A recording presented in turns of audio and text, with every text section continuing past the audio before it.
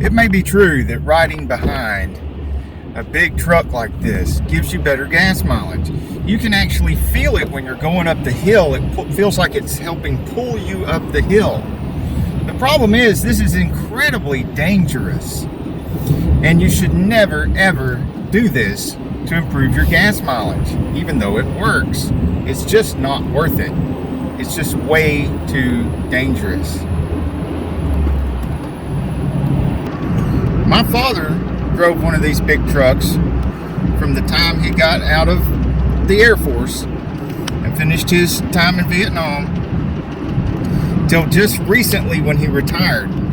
And during that time, he had somebody run up underneath the back of one of his trailers. That guy was in a small car and was decapitated. This was, of course, pretty traumatic for my father, and extremely traumatic for the guy that did it. There are much safer ways to save gas in whatever type of gas vehicle you have. And you can see those methods in my top 5 ways to save gas video, which I'll link in the description below. Hey, if you like this video, we got a whole lot more. We got tool reviews, we've got repair videos, we've got show car videos, hot rods, mod rods, you name it. If it's got wheels on it and an engine, it's probably on this channel.